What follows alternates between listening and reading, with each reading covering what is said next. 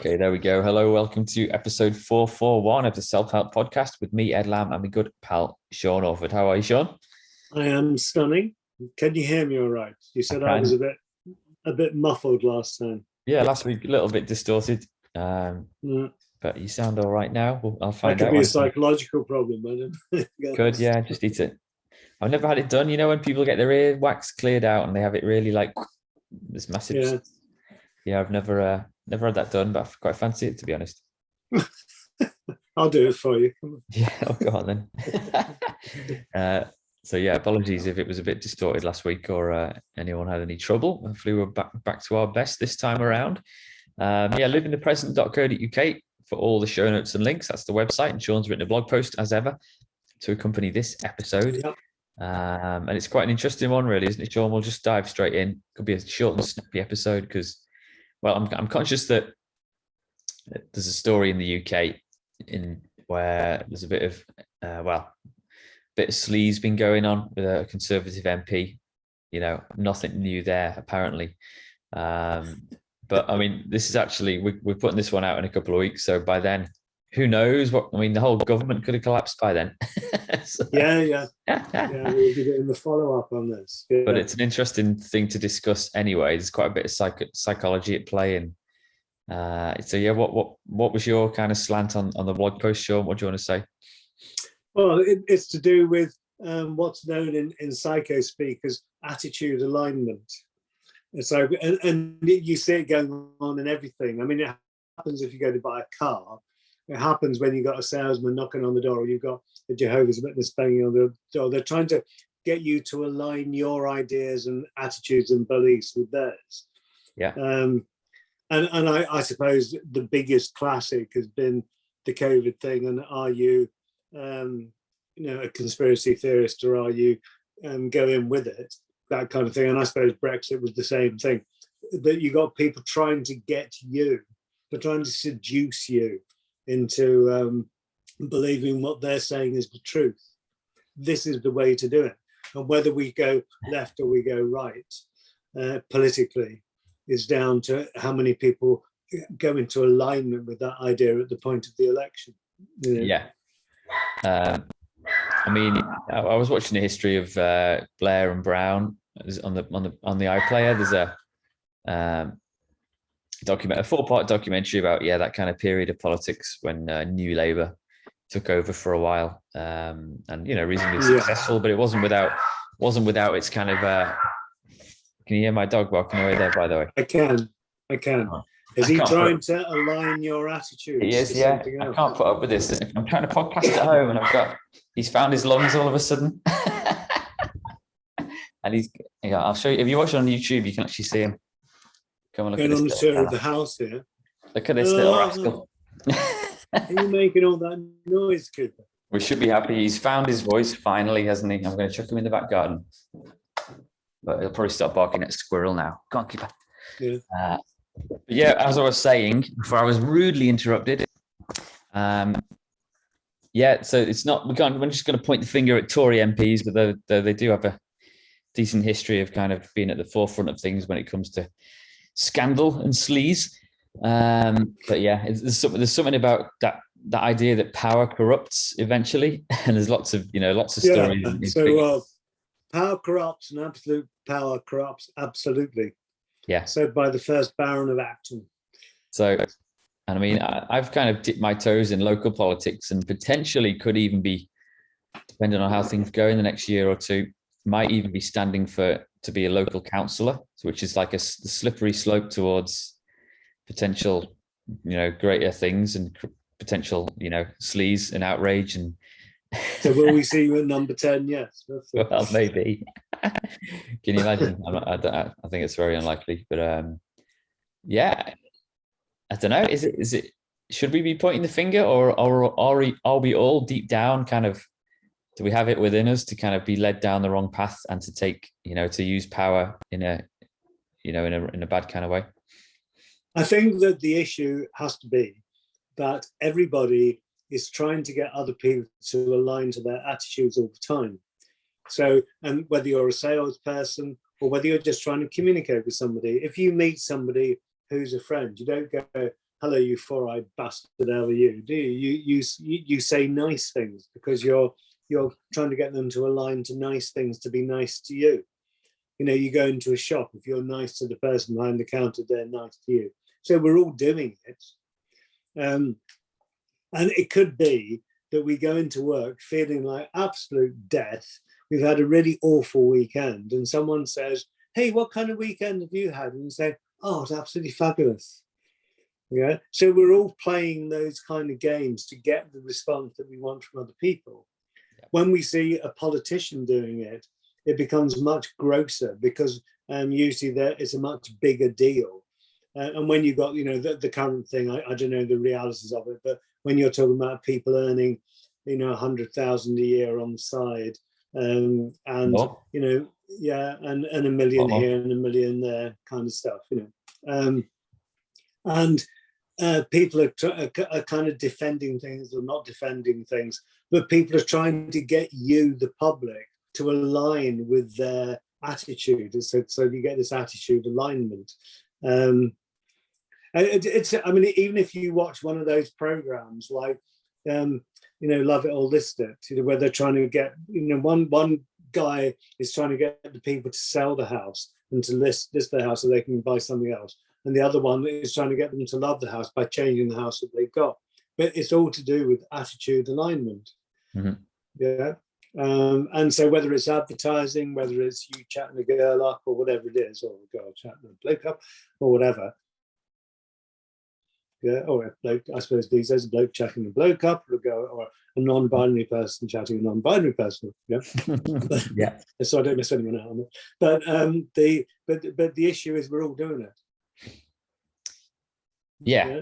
I mean, I'm just looked on the BBC homepage. So, I mean, yeah, like I say, we're recording this one a bit in advance. So it's still, well, it's the 9th of November when we're recording this. So one Tory MP has already resigned after a bit of a kerfuffle in Parliament about they seemed to try to get him off the hook, but it didn't go down too well. So they had to U-turn him. He resigned the next day. But there's another guy, another MP who's apparently is earning about 5 million a year. Oh no, sorry. Well, I'm going above there. £900,000 through outside jobs. Is that all? Oh, only 900. Yeah, Sir Geoffrey Cox, but apparently he was doing it through lockdown, and he was living in the Caribbean through through lockdown, earning £1 million on top of his, you know, quite a generous salary. I will say I met my MP a couple of weeks ago to talk about a few things, and MPs. Or my MP anyway, Alice McGovern, she works really hard, right? She works her backside off, and I'm sure most of them, whatever colour, really do put a proper shift in, and it's the same with local councillors actually. And an MP gets about 70-80 grand a year, which is a lot, but it's not mega bucks. Like, obviously, you know, you can earn a lot more. Councillors are even less. It's like £8,000 a year, and I've been digging in to see what you get. And councillors put in, you know, you can put in a real shift, like a full-time job almost. You know, answering emails about uneven pavements and overgrown hedges and that kind of thing. So yeah, and you get paid 8,000 a year to do that. Yeah, that's the basic kind of yeah. So, but that means that local politicians, unless they're married to someone else who is the major breadwinner, then they're actually having to work as well. Yes, or they're retired. So this is why you tend to get quite a lot of councillors that are older, because they're retired. Right. Not always, you know, by any stretch, but anyway. Yeah. So I can sort of see why councillors and to a certain extent MPs do kind of search for cash from other areas, but there's obviously there's a limit to what is kind of publicly acceptable, isn't it? Yeah. Interesting times at the moment. I will also say that it's quite an interesting. The UK is a fascinating country, isn't it? Because it'll be interesting to see how this plays out in the polls and in kind of whether other MPs have to stand down in the coming weeks ahead. Because I get the feeling that despite all the outcry in the media and stuff, I'm not sure how bothered your average Joe will be. Just because, like, the history of the UK, it's, you know, and the kind of the British Empire, it's just hundreds of years of conditioning to people that is kind of top down rule, and we need to salute the flag and all that kind of thing, and sing the national anthem, and it's quite deeply ingrained, isn't it, that kind of culture of that top down rule. And obviously a lot of people still have a lot of pride in the flag and in the monarchy and in that kind of that sense of tradition. So I wonder if, despite all the outcry in the media at the moment, whether it will actually have much impact. What do you reckon? I don't know.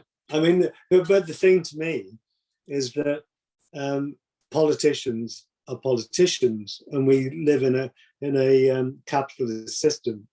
And when people act like politicians in a capitalist system, everyone acts like they're surprised.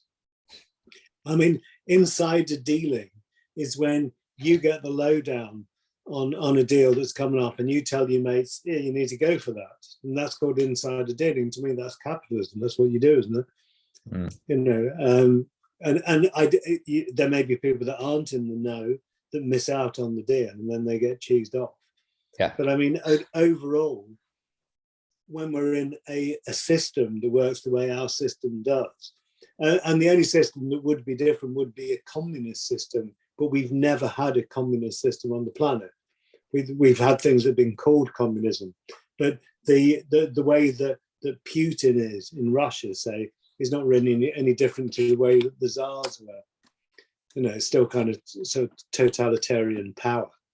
Yeah, same kind of stuff. Like I say, I do wonder whether, despite all the outcry and the protests and stuff, I wonder if there's a kind of a decent enough chunk of society that quite likes the comfort from that, and the fact that it's always been this way, and that's just the way it is, and well, at least I've got food on the table, that kind of thing. I guess it's when power systems really start to crumble and fall apart, and you've got anarchy in the streets and like runaway inflation, and a loaf of bread costs £1,000. That's when things can that's when things really start to fall apart, right? Yeah. But I think it's the case of kind of facing the reality of it. You're saying that people do kind of accept it. Mark Twain said, "Lies, damn lies, and statistics." Because people can make statistics say whatever they want, really. I'd say lies, damn lies, and politicians.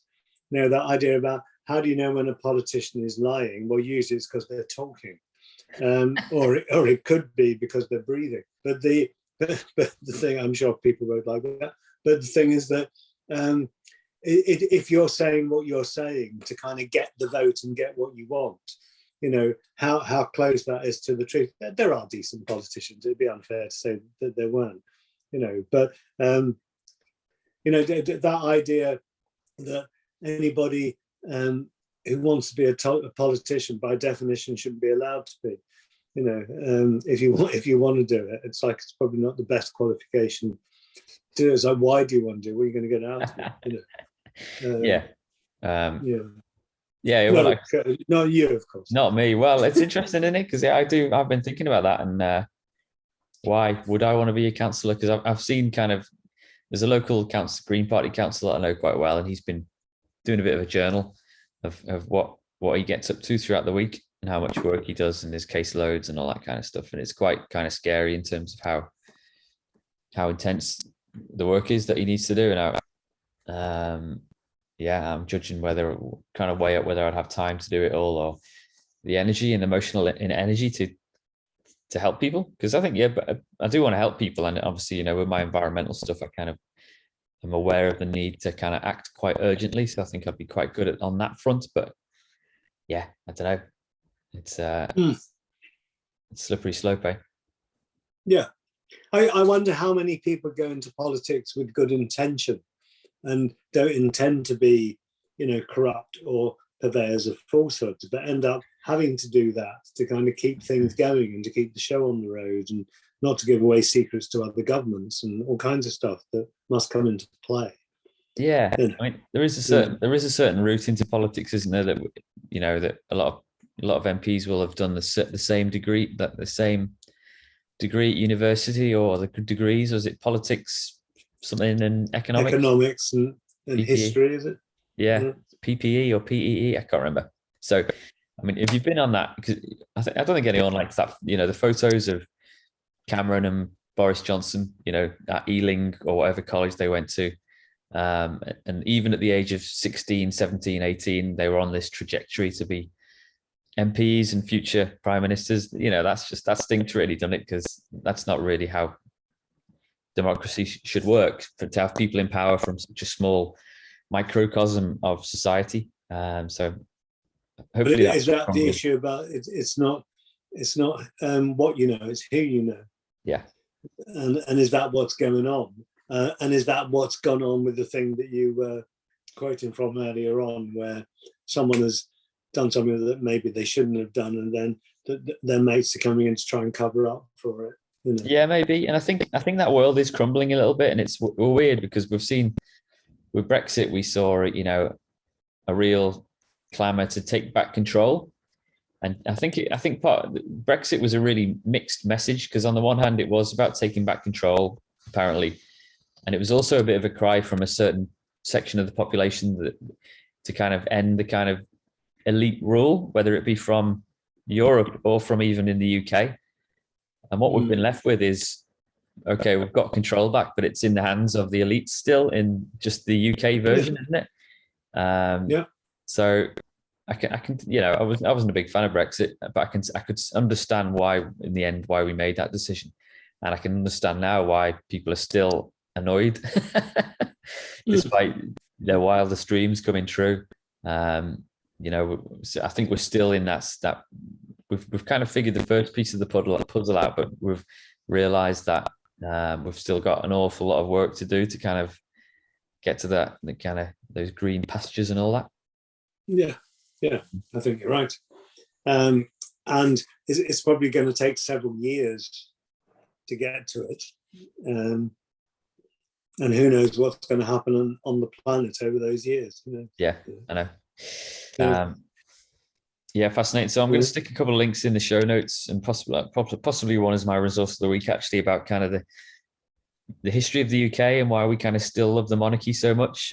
Or not everyone does, but it's fascinating, the history behind it all and the hundreds of years that have led to this point. But is it all on the verge of collapse? I'm not so sure.